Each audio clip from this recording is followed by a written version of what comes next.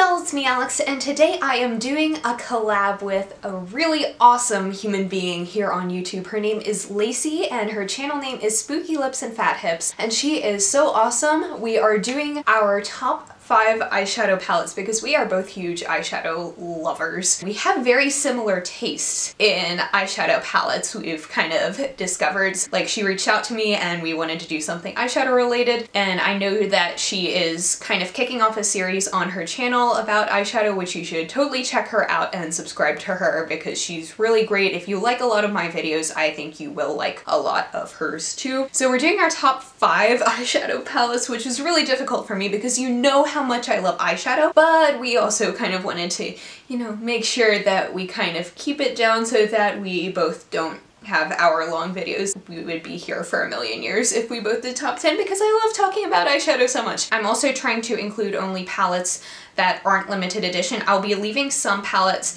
in the description bar below as things that are like honorable mentions, so things that I really like but either haven't tried for long enough to consider them favorites, but I could see them being favorites in the future, or products that have been discontinued, things of that nature. So anyway, long introduction aside, I'm just gonna get started. Okay, where do I start? Okay, I think I'm gonna start with the obvious palette. If you've been watching my channel for any amount of time at all, this is one of my favorites, and it is the Urban Decay Electric palette.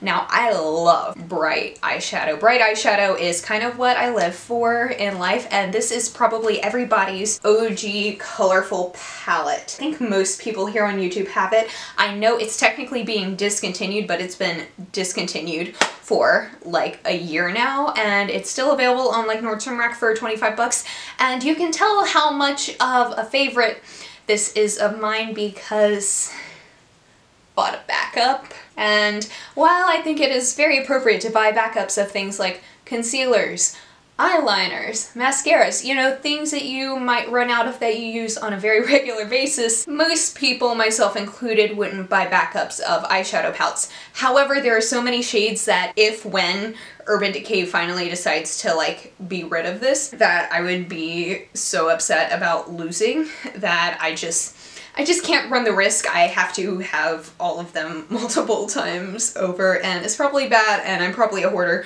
but like, it's okay. I am getting my good use out of this palette. So one of my favorite shades is Chaos. This beautiful blue. Like, a couple years ago I dyed my hair this blue and it was inspired by this blue eyeshadow, and that is how much I love Chaos. I think it is so complimentary to brown eyes, and I also love all of the purples. Sometimes when I try and do my eyebrows the same color as my hair, I use Fringe. The only shade that I don't really care for is Revolt, and even that is pretty workable if you like try and foil the shadow, and it works, you know, pretty well. I'm just not a super silver eyeshadow person, but the rest is just stunning. I do have to be careful because the pink, red, purpley tone shades, they do stain your eyes, but I don't really care as I wear eye makeup on a pretty daily basis. So like, it just kind of covers it up and all that. So this is beautiful and pigmented, and if you haven't picked this up, I really recommend that you do. Also, I just want to mention, this is like some of my favorite packaging for an eyeshadow palette because that is just stunning. And I wish Urban Decay wasn't taking this away, but they are. I don't understand it because this is one of their best eyeshadow palettes that they've had. So I don't know what they're doing or what their thoughts are, but if you have a chance, get your hands on this one. The next palette is what I have on my eyes right now, and that is the Anastasia Beverly Hills Modern Renaissance palette. Now, this is what got me less scared of, don't want y'all to see something.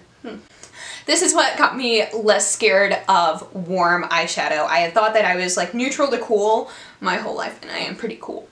You know, I was scared that warm colors wouldn't look good on me, but then I saw a whole bunch of people, warm tone, cool tone, neutral people, all wearing this palette when it came out, and I was like, wow, that's universally flattering, surprisingly. The VIB sale came around and I decided to pick it up, and it has been one of the best investments I have ever made in my eyeshadow collection. Now, I haven't hit pan on a lot of these just because I have a lot of eyeshadow that I feel as though like other people hit pan really quickly and I don't, because I like use a different palette every day. But I have hit pan on tempera, whatever that is, and I think that this is such a good palette because it's universally flattering, which is really surprising due to all of the red and orange tones. But you can also get such a variety of looks out of this. Like you can see today I have red ochre, realgar, tempera, and burnt orange on my eyes.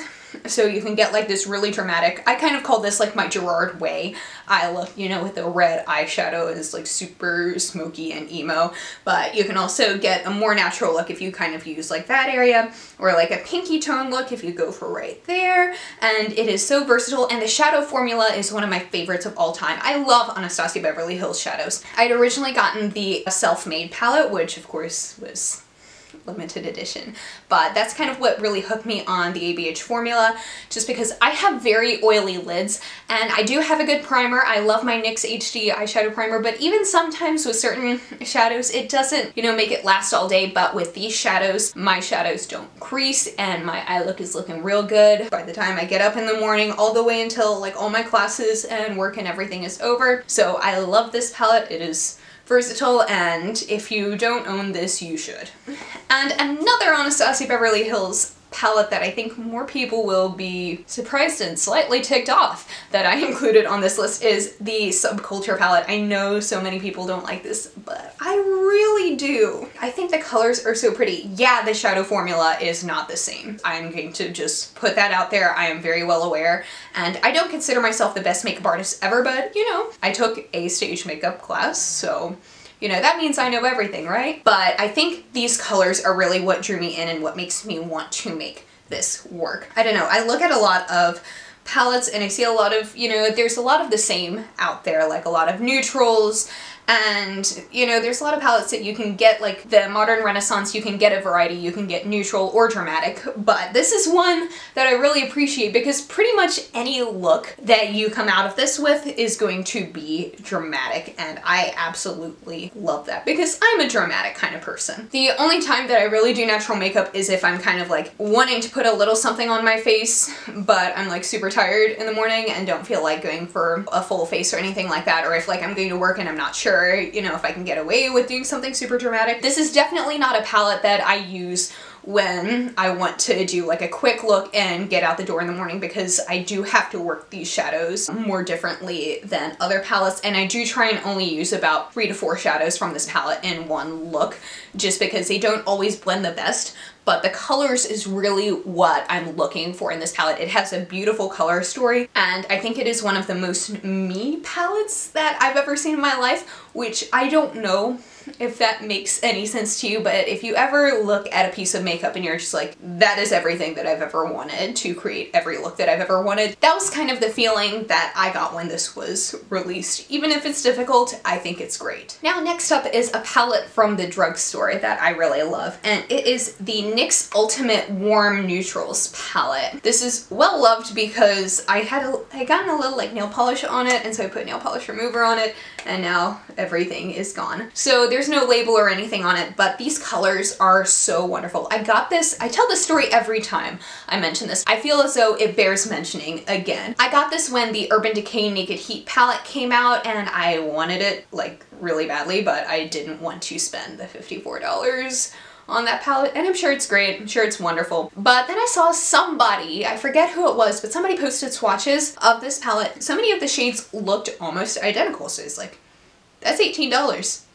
That is almost $30 less, even more than $30 less than the Urban Decay Naked Heat palette. I have had, you know, not so good experiences with a lot of NYX's single shadows, just because those were kind of what I used when I started out with my channel and doing makeup, and those creased really badly on me. So I was like, okay, I'm gonna use my Ulta points and get this and hope for the best, and oh my gosh, this is probably the best $18 I have ever spent in my entire life, just because it's kind of like the Modern Renaissance in that it's very versatile. but I think the shadows are almost as good quality as Anastasia shadows. So it's very impressive, and I do like to kind of pair the two because the Modern Renaissance doesn't have a red shimmer like this one, and I love a good red shimmer. I love red eyeshadow, obviously. But again, you can also get more neutral looks. I love doing like a red smoky halo eye with this. I saw Biohazardous Beauty do a look like that, and that is kind of like my go-to look with this palette, and it is so beautiful. And I also want to get like all the others. Every time I see the Brights one, I'm just like, I will come for you. But different point. I just love color. But anyway, if you were ever thinking about getting the Naked Heat, or if you've been looking at this palette, I really recommend getting it because the shadows are amazing quality, and it's not amazing quality for the price. I do not like when people say it's amazing quality for the price, because it implies that drugstore products should be held to a different standard, and I guess it could be. But if this were the price of like an Anastasia palette, I think it would totally be, you know, good quality even then. I don't put this on a different standard from other drugstore or high-end makeup. I think that this competes with high-end makeup, if that makes any sense. So it is beautiful and wonderful, and 10 out of 10 would recommend. The last one is the Kat Von D Shade and Light Eye Palette. This has become a really good go-to neutral palette for like whenever I'm doing a cool look and I need a transition shade, a neutral look and I need a transition shade, or a warm look and I need like a transition shade or like a base shade or a brow bone shade or something to deepen it up. Each of these quads provides something very, very good in there. And I think this is something that like you can use it on its own if you want to, but I like pairing it with other palettes. For example, I like using it with the Subculture palette because if you look at the Subculture palette, it doesn't really have any brow bone shades for my skin tone. So whatever look I do with this, I can just go in with 1, 2, or 3, whichever shade in this palette that I want to. And I also use this to set down like one of these top shades to set down my eyeshadow primer when I use that, because that's another way that I found to help make the Subculture shadows work. It's just to kind of set it down and provide a better base, just something kind of smooth and sticky. You just have something smooth, but set it down with something like this. But I also love this matte black shade. Whenever I don't know what to do with my makeup, I'll usually go in with this palette and I'll put the matte black all over the crease and the lower lash line. And then depending on whether or not I want something a little more warm or a little more cool, I'll go in with either this gray shade or this reddish brown shade and use that to kind of blend out the crease and the lower lash line. And I think this creates like a really cool Bucky Barnes smoky eye that I think is really universally flattering if you are the kind of person who likes to do dramatic eye makeup on a regular basis, but sometimes fails in getting your inspiration. So I think this is super versatile. It's kind of a good staple piece for either when you don't know what to do with your makeup, or if you need, you know, if something's missing from another palette for a look that you're going for, this is absolutely perfect. So that is it. Those are my top 5 eyeshadow palettes. I'll have all of my honorable mentions in the description box. I will try not to go too ham on that. And thank you so much to Lacie for being awesome and wanting to do this collab with me. I am like so honored and excited, and I will leave all of her information, her YouTube channel, her video, her social media and stuff in the description bar below, so please go check her out if you're watching this. And thank you so much for watching, and please be sure to give this video a thumbs up if you liked it, and subscribe down below if you want to see more videos from me, and I will see you on my next one. Hope you have a wonderful day. Bye!